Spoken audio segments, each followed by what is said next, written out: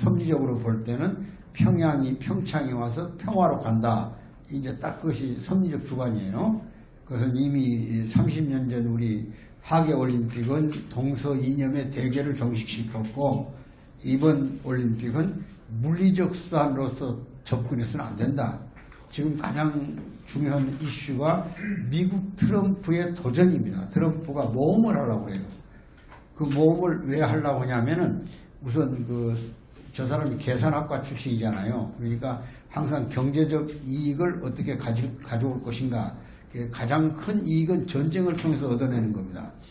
그러니까 세계 1차 대전, 2차 대전 그 이전의 모든 러시아 혁명까지도 전부 배후에는 그 경제적 논리가 개입되어 있어요. 일본이 대동아 전쟁 때도 일본의 많은 기업들이 뒷받침해가지고 전쟁을 일으키잖아요. 군수산업들이. 특히 미국 같은 나라는 방산업이 그 정치의 가장 핵심 세력들이에요. 그러니까 지금 이제 간단하게 얘기하면 북한이라는 핵을 평화적으로 해결한다고 이제 이렇게 얘기를 하지만은 실제로 미국의 계산 속에는 항상 긴장을 끌고 가요. 한반도를 전략기지로 해가지고. 그래야 이제 주변국을 결속시키고, 또 주변국은 항상 긴장되면 미국으로부터 신형 무기를 요구해요. 자기들의 안보를 위해서. 그러니까 전에도 얘기했잖아요. 작년인가요? 그 트럼프가 일본하고 한국하고 중국을 거쳐갈 때 약 400조 가까운 구매 단가를 올렸잖아요. 우리도 그 당시에 이제 일본이 한 140조, 우리가 70조, 그러니까 앞으로 5년 동안에 미국으로부터 새로운 무기를 구입하는 거예요. 중국은 230조 이렇게 약속을 했잖아요. 그러니까 와서 국방에 대한 요구는 안 합니다. 방위에 대한 요구는. 그러나 우리가 가지고 있는 약점을 건드려요. 그러니까 뭐 FTA에 소위 미국이 손해를 많이 보고 있는데 그걸 재협정해야 된다. 이런 식의 압력을 넣는다든지, 또는 소위 세이프라고 하는 가드라인을 쳐가지고 철강이라든 이런, 또는 무슨 가전제품 같은 것에 대해서 관세를 더 매겨야 되겠다. 이런 식으로 쓱 던져놓으면 그것을 무마하려니까 미국의 경제적 이익을 줘야 되는데, 경제적 이익을 주는 가장 우선 조건이 미국으로부터 국방산업에 필요한 부분들을 구매한다고 해야만, 그래야만 미국하고 경제적 바란스를 맞춰준다 그런 얘기죠. 그러니까 이번에도 세이프가드에 일본은 들어가지 않잖아요. 원치 많은 구매를 하니까. 근데 우리는 좀 적게 했더니 압력을 넣는 거예요. 이런 걸 항상 경제 논리하고 정치 논리를 병행해서 계산하는 거예요. 그래서 우리는 흔히 트럼프를 미친놈 같이 보지만은 실제 트럼프는 미친 사람은 아닙니다. 미친 척 하는 거예요. 김정은이 완전 미친놈이고 저건 아주. 그래서 저것도 이제 안 미친 척 하려니까 이번에 깡패 김영철이 같은 놈을 보내잖아요. 일부러 남남 갈등을 조장하려고. 굉장히 계산적 머리를 김정은이도 발동하는 거예요. 한국에서 가장 싫은 인물을 보내가지고 전면 돌파를 하겠어. 그리고 과단하게 나오잖아요. 미국하고 핵에 대한 문제를 놓고라도 대화할 용의가 있다고 그러잖아요. 문재인은 그걸 끌어내려고 그러고, 이런 복잡한 구도가 걸려 있는데, 가장 핵심적인 전쟁을 일으킬 요인 중에 하나는 북한 핵이 아닙니다. 북한 핵이라는 빌미를 걸어서 중국을 전쟁에 끌어들이는 거예요. 중국을. 미국이. 그래서 중국하고 전쟁하는 거예요. 미국이. 거기에 지금 김진매가 소설에서 벌써 미리 내다보고 미중 전쟁이라는 책을 냈잖아요. 베스트셀러가 되어 있잖아요. 상하으로 나와 있는데. 그 핵심 가치는 뭐냐. 앞으로 지금 4차 산업혁명이 10년 이내 대전환을 맞이해요. 4차 산업은 가장 핵심이, 우리가 인공지능, 로봇이니 프레도민이 이런 사물 인터넷 이런 말을 하지만은, 가장 핵심이 이 인류가 지금까지 사용하던 파워, 힘을 내는 게 에너지잖아요. 그 에너지의 원천이 바뀌어버리는 거예요. 그러니까 석유 산업이 이제 종언되는 거예요. 가스 석유 산업이. 전기나 수소가 소재가 돼버린다. 그런 얘기, 신소재가. 그럼 지금 석유를 가지고 재벌이 형성되고 석유를 가지고 세계를 움직이는 것들이 미국하고 러시아예요. 지금 중동은 뭐 다 미국 메이저 손에 들어가 있는 거고. 근데 미국이 중간에 그 세일가스를 개발해가지고 지금 세계 시장 60%를 잡아버렸잖아요. 미국이 석유에. 러시아가 한 32%를 가지고 있고, 외형적으로. 그러니까 이 4차 산업이 성공한데 4차 산업을 주도하는 데가 중국이에요. 이 세계 산업혁명에서 중국이 핵심의 그 4차 산업 핵심 국가로 부상해버렸어요. 완전히. 훨씬 우리보다 앞섰습니다. 이 수소, 전기, 모든 그 신재생 에너지 산업은. 원래 중국은 기존적인 그 산업 구조가 안 돼 있는 나라예요. 중국도 석유가 약간의 석유는 나오지만 미국이나 러시아만큼 못 나온 나라입니다. 그러니까 자원을 확보하려고 아프리카 아니면 이런 나라들에게 억만금의 자원을 주어가면 돈을 주어가면서 그 나라를 끌어들여가지고 자원을 확보하는데 혈안이 돼 있어요, 중국이. 근데 자원이 바다에 있기 때문에 바다로 나가려고 보니까 센카쿠에서 걸리지, 대만에서 걸리지, 한반도에서 걸리지, 모두 걸린다, 이게. 소위 진주 목걸이처럼 저쪽에 베트남, 우리 한반도 동북아로부터 시작해서 베트남, 필리핀 해가지고 쫙 태국까지 있어 중국을 지금 인도까지 포위하고 있잖아요. 나가는 길이. 그러니까 이걸 뚫어보려고 애를 쓰는데도 안 되니까 중국이 기존의 자원로부터 벗어나서 새로운 산업으로 빠른 전환을 해버리자. 이것이 이제 중국의 꿈입니다. 꿈. 소위 그 1대1로라는 꿈. 그래서 세계 125개 국가를 묶어버리고 또 TTP인가요? 그걸 묶어가지고 그 은행, 금융까지 묶어가지고 심지어 화폐 기본 단위를 달러로부터 유안화로 바꿔버리려고 그러잖아요. 지금. 기축통화를 바꿔버리려고. 그러니까 미국의 재벌들이 가만히 있겠냐 그런 얘기야. 트럼프를 출석거리는 거예요. 시간이 5년 남았다.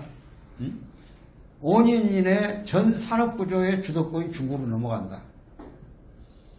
그러니까 빨리 5년 이내에 새로운 미국을 만들어내기 위해서는 다시 미국의 산업이 주도하는 그런 세계로 세계 질서를 바꿔라. 그 첫 번째가 기후협약 탈퇴인 거예요.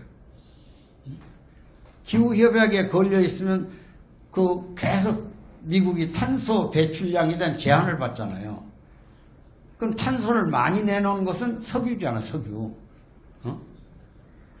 그러니까 이걸 대체 에너지로 바꾸는 거 아니에요, 지금. 그래서 국제적으로 개망신 당할 각오라고 오바마가 간신히 그 원래부터 안 들어가려고 미국이 애를 써가지고 기후협약이 자꾸 분열되고 그러다 오다가 어디입니까? 덴마크인가요? 코펜하겐 그 협약에서 파리 협약인가? 거기서 겨우 들어갔잖아요.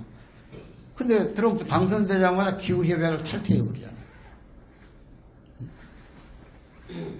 전 세계 탄소가 배출량이 60억 톤쯤 되는데 미국 한 나라가 15억 톤을 배출해요. 그럼 만약 탄소 배정이 이제 각국 나라마다 배정되거든요. 그러면 제한이 걸려요.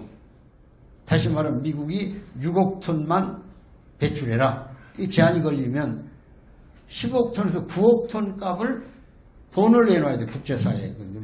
산소를 만들어내는 산림 녹화하는 기금 이런 데 돈을 내놔야 되거든요. 앞으로 탄소는 개인에게도 배상되는 거예요. 우리 쓰레기 물량을 시청에서 봉투 사다가 써서 돈 내놓듯이 탄소 배출도 앞으로 개인도 사고 팔고 해야 되는 거죠. 기업만 하는 게 아니라. 그러니까 이런데 지금 미국이 비상이 걸려서 중국을 전쟁으로 해가지고 그 4차 산업의 주도권을 뺏어오려고 하는 거예요. 미국이 정지시키든지. 이것이 바로 북한 핵이 걸려있다 그런 얘기야. 근데 지금 전쟁을 하면 러시아는 중국 편을 안 둡니다. 그건 이데올로기 문제가 아니야. 중국, 러시아도 지금 빈국으로부터 겨우 벗어나려고 푸틴이 강대한 러시아를 만들어낸다고 하고 있잖아요. 근데 석유를 지금 우크라이나 침공 이후에 유럽이 제재를 해가지고 석유를 많이 못 팔아먹잖아요. 그래서 지금 삐뚤거리고 있잖아요, 러시아가. 근데 만일 이번에 중국이 산업을 주도해가지고 신소재 혁명으로 가버리면 러시아가 완전히 다시 뒤떨어져가지고 빈공국자가 되니까 미국이 일으키는 전쟁에 묵비권을 행사하면서 미국과 동시에 다시 석유 산업화는 세계 질서를 만들어내기 위해서 지금 몸부림을 치고 있는 거예요. 복잡해지죠. 그러니까 좀. 그러나 일단 그 흐름은 알아두시라고. 그래서 지금 저 환경을, 자, 한국은 샌드위치 국가잖아요. 그러면 북한 핵의 그 기지를 선제 타격하는 소위 코피 전략이라고 코피 터뜨린다는 거예요. 우리 암세포 그냥 쪽집게로 꼭꼭 집어내서 치료하듯 수술하듯이 북한의 핵 기지만 때린다 그런 얘기예요. 그러나 북한은 공격을 받는 순간 우선 한반도에서는 지금 휴전선 일대에 배치되어 있는 장사포, 방사포, 중단거리 미사일들 있잖아요. 이걸로 일시 공격을 해서 미국을 볼모로 잡을 거라고 말이야. 1차적으로 핵기지는 얻어맞고 뭐 북한의 대륙간 탄도미사일이 미국 본토 날아가든 까마득한 그 원숭이 대함에 먹는 얘기고 되지도 않고 미국은 이미 MD망을 다 깔아놔가지고 미니스트맨 3라고 하는 그 미사일은 막 2,000km, 3,000km까지 쫓아가서 다 폭격해버려요. 1,200km, 1,300km, 13,000km가 미국 본토까지 날아오려면 30분 걸리잖아요. 아무리 빨리 와도. 그 안에 다 요격돼 버리는 거예요. 정확도가 확실하잖아요. 실험 여러 번 했잖아요. 저 텍사스에서. 그러니까 이게 괜히 겁나는 소리지, 무슨 북한의 핵에 미국이 떨고 망하고 이런 상상도 못한. 미국은 탄두만, 대륙간 탄도미사일을 9,800기 가지고 있어요. 9,800기. 공식적으로 알려져 있는 것이. 그럼 비공식적인 시작 5,000기가 더 있는 거예요. 협상 때 테이블에 내놓은 게 9,800기. 러시아하고 할 때. 그러니까 미국이 뭐, 북한 핵으로부터 본토를 공격받으면 이런 건 가능성은 얘기잖아요. 13,000km 본토가 맞으니까. 그리고 북한이 가지고 있는 핵탄두, 소형화된 핵탄두가 미국 본토 뭐 어디를 때렸을 때, 와싱턴이나 뉴욕을 때렸을 때 그 피해가 나긴 나겠지만 그 안에 북한은 지도상에서 없어져 버려죠. 지도상에 30분 이내에 북한 자체가 평양이 없어져 버린다, 완전히. 지금 괌에 있는 것만 집중 공격을 해버려도. 그런데도 왜 저렇게 마저 얻어맞는 것처럼 하고 북한에게 대해서 위협을 주느냐는 것은 가능한 전쟁의 분위기를 만들어내라고 그러죠. 그것이 지금 불안한 거예요, 우리가. 북한이 불안한 게 아니라 미국이 불안한 겁니다, 지금. 그러니까 북미 대화를 붙여주고, 우리 대통령은 북미 간에 연결해서 대화로 풀어보자. 그럼 대화로 풀자는 건 국제적으로 반대할 나라는 없잖아요. 전쟁 원하는 나라가 있겠어요? 그러니까 이런 분위기를 통해서 미국의 트럼프 전략이 변하도록 유도해내야 한반도가 섭리적 안정과 동시에 평화 통일의 기반을 닦아나갈 수 있다. 그 분위기는 김정일도 이미 알았어요. 알아서 이제 제재의 한계를 받고 있기 때문에 이미 북한은 제재가 엄청난 위협을 주고 있습니다. 장마당이 거의 절반이 폐쇄되어 버렸어요. 물건이 안 들어와요. 장마당이라 이제 가전제품이든 뭐 생활필수품이든 물건이 밀수를 통해서 들어오던 공식적인 채널을 통해 들어와야 장이 형성되잖아요. 근데 그것이 자꾸 제재가 되니까 안 되죠. 안 되면 장마당에서 돈을 뜯어다가 권력을 움직이는 집단이 있어요. 그걸 북한에서는 돈주라고 그래요. 돈주. 이 돈주가 권력을 갖고 있는 거예요. 또. 그러니까 정치놈들이 기반이 약해지면서 물가가 막 엄청나게 올라버렸죠. 그래서 평양에다는 외제 물건을 막 강제로 싱가포르 통해서 갖다가 좀 깔아놨어요. 막. 예, 평양에 돈 많은 놈들이 흘러서 그 백화점에서 상한 물건에서 이익을 북한 당국이 가지고 소위 정치를 또 해야 되잖아요. 이런 지금 복잡한 관계에 걸려있어요. 이런 상황을 우리가 정말 기도도 해야 되고 또 우리도 정말 전략적으로 대응하는 그런 정신적 자세를 가지고 오늘 시대를 봐야 돼요. 김영철이 오는데 우리 한국당인가는 뭐 통일로를 막아서 데모했잖아요. 그것도 필요한 거예요. 그런 대로. 우리가 정의를 위해서 서로 인식과 시각이 다를 뿐이지 또 이쪽 사람들 말도 일리가 있는 거 아니에요. 전범자를 더군다나 그 천안함이라는 폭격은 저 사람들에 의해서 이루어졌다는 게 검증이 다 끝났는데 그 주범자를 그걸 정부가 어떤 절차 없이 사과 없이 일본의 위안부 문제는 그냥 그렇게 그냥 위안부들이 의견 없이 해결했다 해서 일본 정부에 대항하는 것이 이 정부 아닙니까? 그런데 이 정부는 스스로 그 룰을 깨가면서까지 그냥 김영철을 받아들인다고 했다 이게 원칙 급하니까 지금.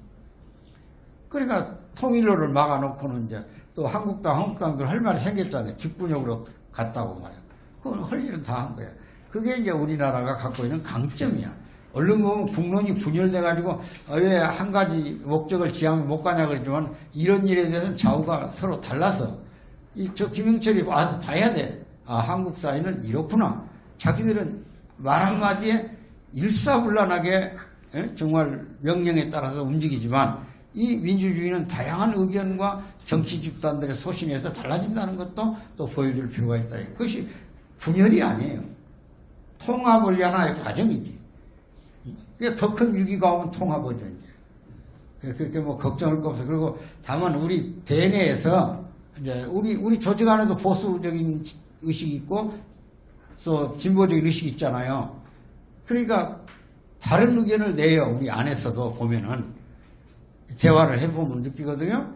그러나 절대 우리는 좀 더 폭넓은 시각으로 더 앞단계를 보면서 한반도의 안정과 미래지향적인 세계관 속에서 섭리를 대해야 된다. 그런 얘기입니다. 제 얘기는. 자기 개인의 의견을 어떻게 했을 것을 그런 점도 여러분들 고려해서 시국이 굉장히 하나님이 정말 판단하기 어려운 그때 하나님을 붙들고 매달려서 이 땅에서 다시는 전쟁은 없게 하고 평화로운 질서가 정말 중심을 이뤄서 통일로 가는 길을 열어달라고 첫째는 기도해야 되고 두 번째는 현실적으로 인식해야 된다 그런 얘기입니다.